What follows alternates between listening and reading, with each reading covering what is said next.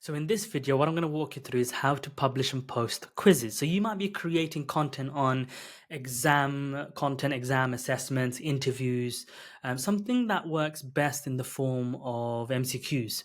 So hit the www.peerr.io website. You'll be greeted with this landing page. You've got the big login button over here or on the top right hand side. Then what you want to do is put in your email and password that you registered with and hit login.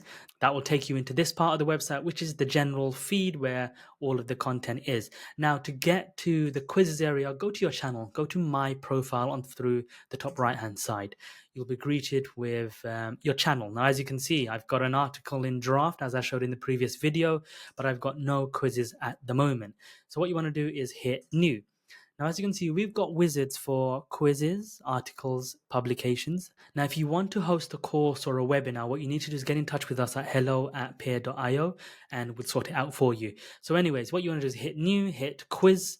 Here you'll be greeted with this wizard to create the quiz that you want to create. It might be on medical education. So for example, if you're creating a quiz on pneumonias, or you might be creating a quiz based on interview questions, or something in healthtech, digital health, or what have you, something that works best in the form of an MCQ. So I'm going to write, this is a case of pneumonia in a 2-year-old. Now, if you've noticed, I've not just titled it pneumonia, because imagine 1,000 people creating quizzes on pneumonia and everyone's named it pneumonia. It's not enticing, it's not interesting, it all appears the same and you don't know what you're looking for.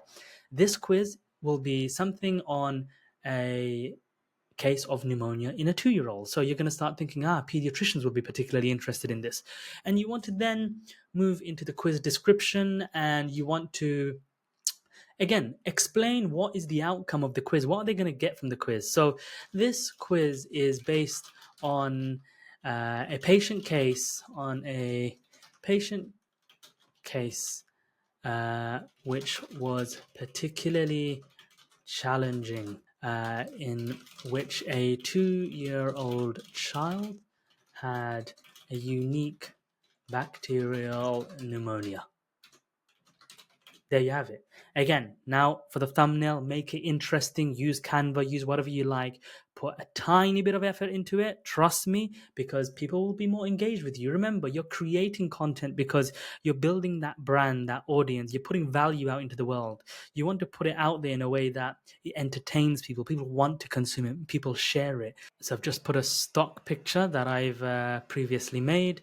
And then the next thing is think about the categories that this falls into. Now, again, don't just tag anything, right? If someone's looking for acute coronary syndrome, they're not interested in learning at pneumonia at that time. So put in something relevant. So I'm going to put in respiratory at this time. And there you have it. And then you've got your quiz creator, essentially. So each placard per se is a question. You can put in 4 options. You can put in 2 only. You can upload an image. You can upload an explanation. You can add also images to the explanation. So let's just use one at the top. So we can say, what does pneumonia mean, right? You can write toe infection. Does it mean chest infection? Does it mean infection of the heart? Infection of the brain? You can add an image if you want to. And in the explanations, you have to remember the best questions that I've ever done for assessments in particular, they explain why the right answer is right and why the wrong answer is wrong.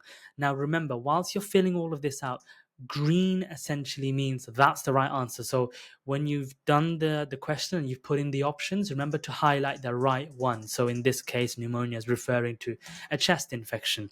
And then you can explain it here. And then you can put in question 2, 3, 4, and 5. But say what you've realized is you've created question 2, right? Let's just put in question 2 over here. And you realize you want to put that first. You don't need to copy and paste and delete it and all. You can simply just drag it over. And so it'll just rearrange it.